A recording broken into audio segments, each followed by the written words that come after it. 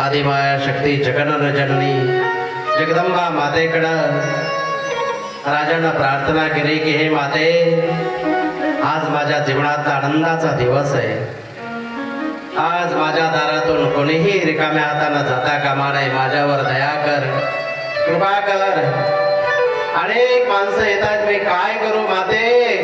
आणि प्रार्थना केली, शुद्ध अंतःकरणानं केलेली प्रार्थना ती जगज्जननी जगदंबा माता जरूर ऐकते. आणि मातेनं ती प्रार्थना ऐकली. आतून सेवक धावत धावत आले. राजन, चमत्कार झाला, चमत्कार झाला, चमत्कार झाला. विचारलं काय झालं? सांगितलं आतले सर्वचे सर्व भंडार रत्नांनी भरले,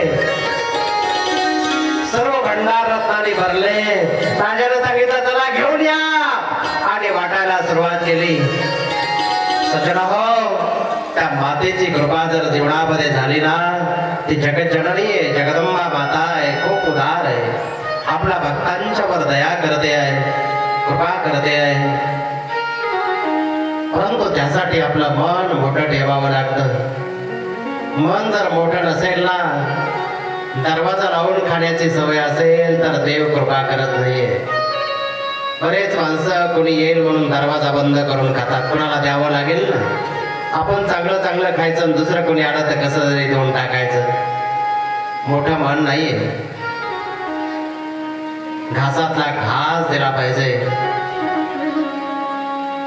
स्वतः उपाशी राहून दुसऱ्याला खाऊ घातलं पाहिजे. आपल्या बाळाला आई कसं खाऊ घालते?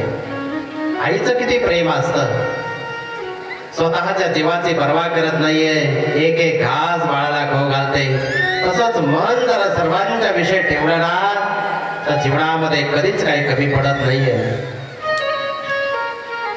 मोठं अंतःकरण पाहिजे. आज भगवान शंकरांची प्रार्थना केली आणि भगवान शंकरांनी प्रसन्न होऊन सांगितलं की बोला काय म्हणणं आहे तुमचं?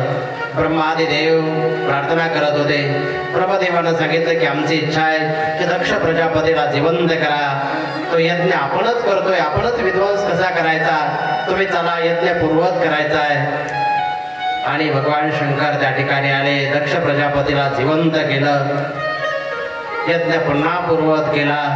ज्या देवांचे अंग भग्न झालेले होते त्यांना पुन्हा व्यवस्थित केलं. आणि हा दक्ष प्रजापती भगवान भोलेनाथांना शरण आला.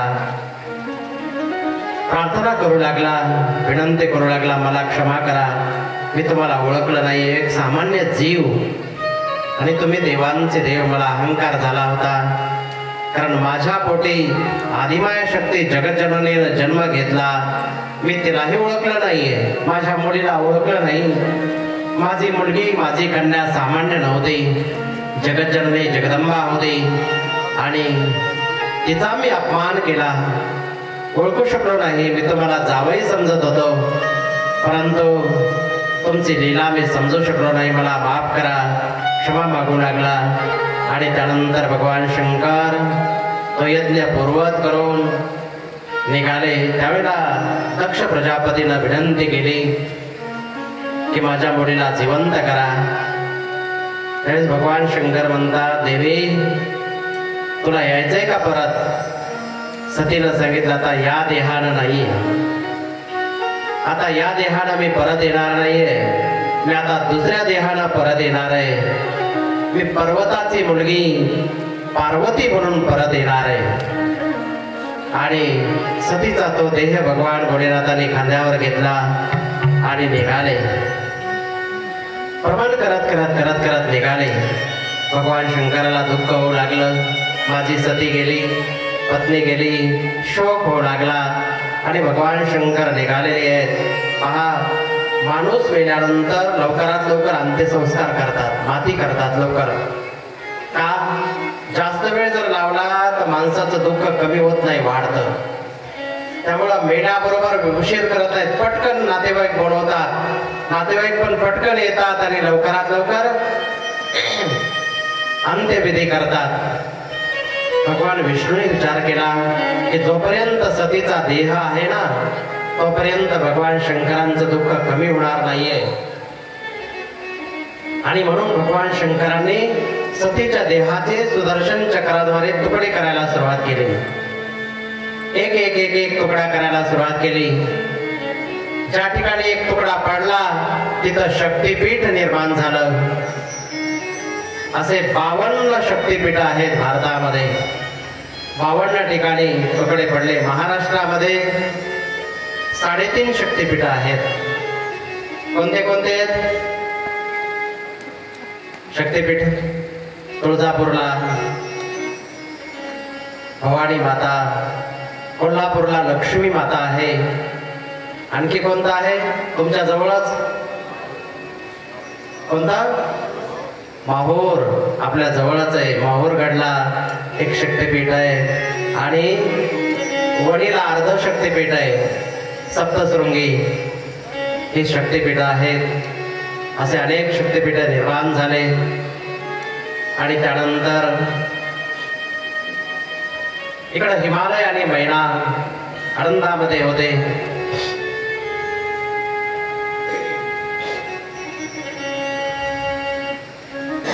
मैना ही गरोदर होती. आनंदामध्ये सर्व काही चालू होतं. आणि योग्य वेळी मैनाने एका सुंदर मुलीला जन्म दिला. अतिशय सुकुमार सर्व लक्षणांनी युक्त ती कन्या. त्या मुलीचं नाव त्यांनी पार्वती ठेवलं. पार्वती नाव ठेवण्याचं कारण काय? की पर्वताची मुलगी म्हणून पार्वती. हिमालय पर्वत जो आहे ना त्यांची मुलगी म्हणून पार्वती. आणि ही पार्वती जन्माला आली. जन्म झाल्यानंतर नारदांचं आगमन झालं. नारदजी आलेले आहेत. आणि नारदांनी हिमालयानं सांगितलं, मैनानं सांगितलं की महाराज आमच्या मुलीचं जरा भविष्य सांगा. तिच्या जीवनामध्ये काय काय घडणार आहे त्याविषयी सांगा. नारदांनी पार्वतीला पाहिलं आणि ओळखलं. त्या कन्येला पाहिल्याबरोबर ओळखलं की ही तर आदिमाया शक्ती जगज्जननी जगदंबा माता आहे. नारदांच्या आनंदाला पारावार नाही. नारदांनी मनोमन प्रणाम केला. आणि नारद त्या मुलीचं भविष्य सांगू लागले. नारद म्हणतात हिच्यामध्ये किती गुण म्हणून सांगावे? सर्व गुणच गुण भरलेले आहेत. एवढे गुण आहेत, भरपूर भरलेले, सर्व गुणच आहेत. आणि सज्जन हो, हिमालय म्हणू लागले सर्व गुण तुम्ही सांगताय, परंतु काही अवगुण आहेत का याच्यामध्ये? काही चुकीचं आहे का याच्यामध्ये? तिच्या जीवनामध्ये घडणार असेल तर काही सांगा. तुम्ही सांगताय की सर्व गुण हिच्यामध्ये भरलेले आहेत, सर्व गुणसंपन्न आहे, सर्व लक्षणांनी युक्त आहे. खरंच ही महान आहे. ही आईवडिलांचं नाव रोशन करणार आहे. सती म्हणून हिची पूर्ण जगामध्ये पूजा होणार आहे. महान पतिव्रता म्हणून एवढी महान आहे ही. तिच्याविषयीचं वर्णन चालू केलं. आणि त्यानंतर हिमालयानं विचारलं की काही अवगुण असतील तर सांगा.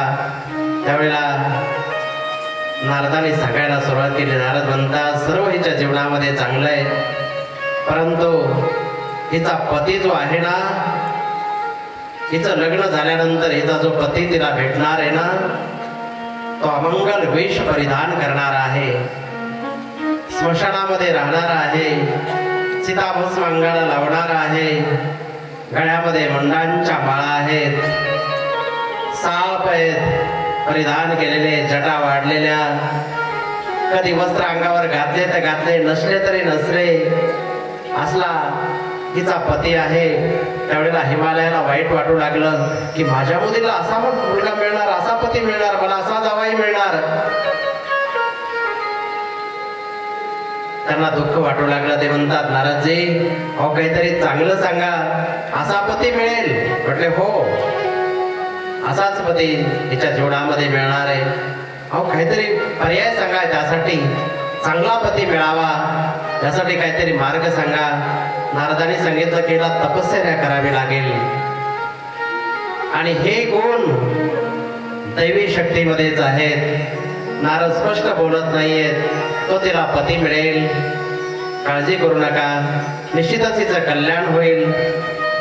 परंतु हिला अगोदर तपस्या करावी लागेल.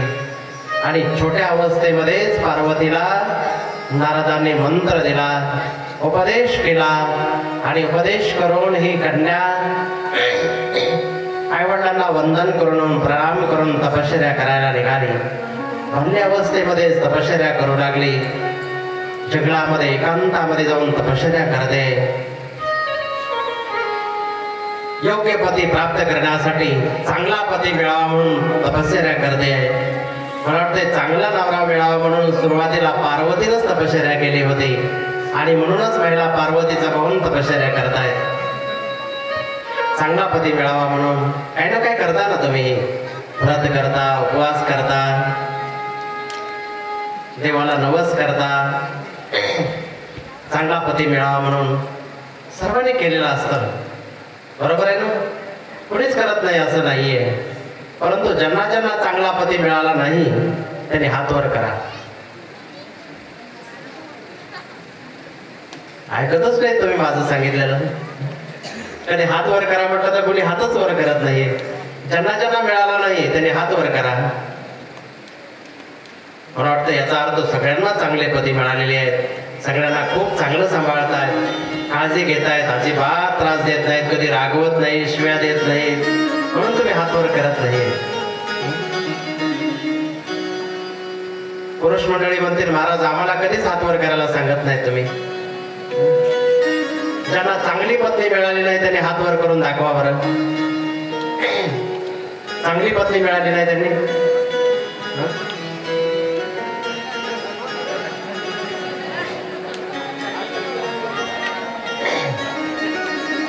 दुसऱ्याचा हात नको बरं का, स्वतःचाच.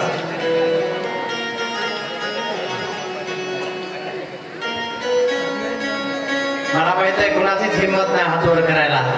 चांगली पत्नी नाही असं सांगायची हिंमत हात वर करून झाली पाहिजे ना. वा वा वा, हात वर केला.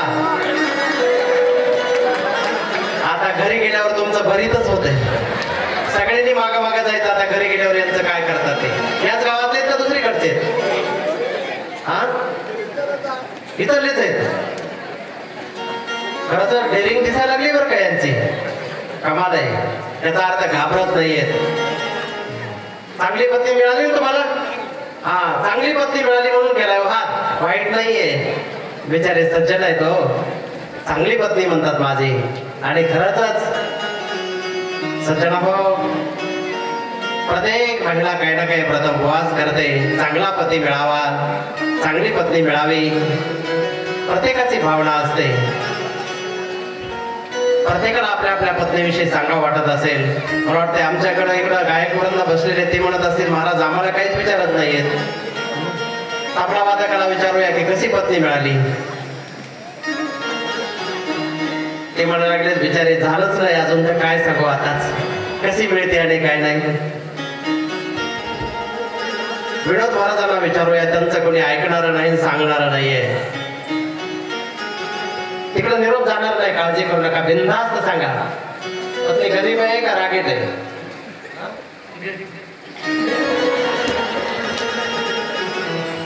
त्यांचा उंचाडा गाव आहे जवळच आणि नक्की तो उंचाड्यातले नाते असणार आहेत कुणाचे तरी. त्याने विचार केला की जर काही सांगितलं तिकडे कळवलं तर मला घरीच येऊ देणार नाही. उंचाड्यातले आहेत ना? हा आहेत म्हणजे त्यांना माहित आहे ना. अवघड आहे, भिवून राहावं लागतंय. प्रतापराव तुमची काळजी करायची गरज नाही, तिकडचं कोणीच नाही. त्यामुळे बिनधास्त सांगा तुम्ही. आपकी सपना कैसी है? इनके पत्नी का नाम सपना है. इन्होंने सपना देखा था कि अच्छी पत्नी मिलनी चाहिए और इनका सपना पूरा हो गया, इसलिए इनका पत्नी सपना नाम की पत्नी मिली. कैसी है? नक्की ना? मारती का कधी?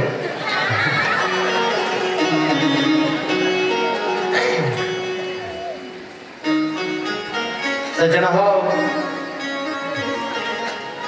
संसारामध्ये हे कमी जास्त असतच. सर्व समान असेल असा संसार नाहीच आहे. कुठंतरी कशाची तरी उणीव असते संसारामध्ये. आणि कसं आहे पहा, थोडं तरी भांडणं झालेच पाहिजेत, कमी जास्त झालंच पाहिजे. औषधच गोड गोड गोड गोड गोड गोड कुठपर्यंत खाणार? दररोजच गोड खायचं म्हटल्यानंतर कुठपर्यंत खाणार? खाऊन खाऊन किती खाणार माणूस? कंटाळा येतो ना गोड खाण्याचा. त्यामुळं कधीतरी तिखट लागतं, आंबट लागतं, खारट लागतं. आणि म्हणूनच कधी कधी असे भांडणं होतात. पहा ना, भांडणं झाले, रागराग केला, परंतु भेटल्याच्या नंतर मग मात्र झालं गेलं विसरून. एका क्षणामध्ये पुन्हा जेवणाचं ताट समोर आलं की बिचारे खुश होतात, आनंद वाटतो, विसरून जातात. असो, जीवनामध्ये असा आनंद घेत घेतच जीवन जगलं पाहिजे. खारट आंबट चालू द्या, या संसारामध्ये असंच चालणार आहे. चला एकदा आपण भगवंताचं भजन करूया. सर्वांनी आळस न करता, मला वाटतं उभा राहताय, थोडस उठून उभे राहा सर्वांनी. पटकन लवकर लवकर उभे राहा.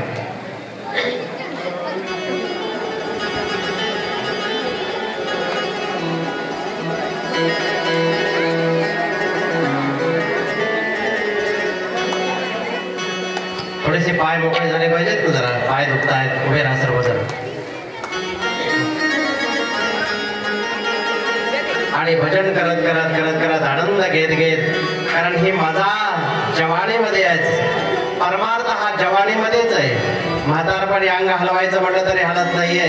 भजन जर करायचं असेल तर कधी केलं पाहिजे? मस्त जवानी में. भजन करो बड़ी जवानी, बुढ़ापा किसने देखा है? भजन करो बड़ी जवानी, बुढ़ापा किसने देखा है? भजन करो बड़ी जवानी, बुढ़ापा किसने देखा है? भजन करो बड़ी जवानी, बुढ़ापा किसने देखा है? भजन करो बड़ी जवानी, बुढ़ापा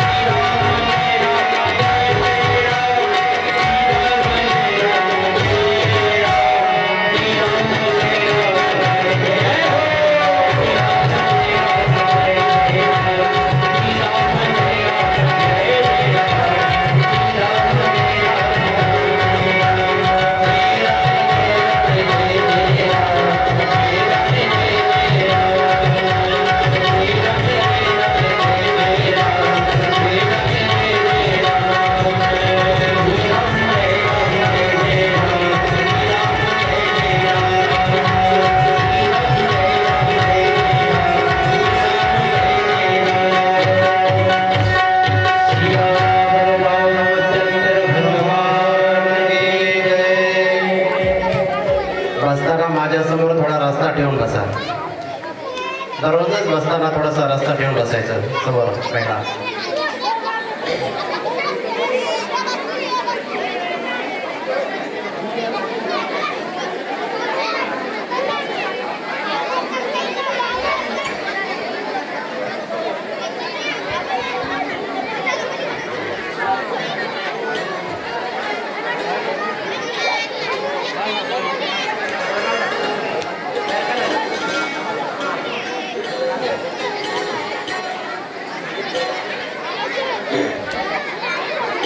बोलिए प्रभु रामचंद्र भगवान की.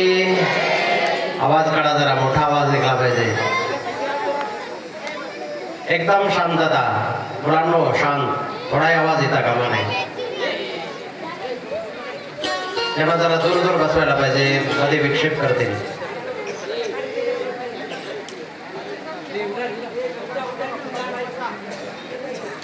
पाठीमागे बसताय का जरा, का शांत बसता? वाटत नाही तुम्ही शांत बसताल. बरं बघूया कोण शांत बसतं. इकडं मुली बसलेल्या आहेत, तुम्ही इकडं मुलं आहेत. शांतता कोण आहे, कोण समजदार आहे पाहूया. कोणाचा पहिला नंबर येतोय बघूया आपण. बोलिए प्रभु रामचंद्र भगवान की.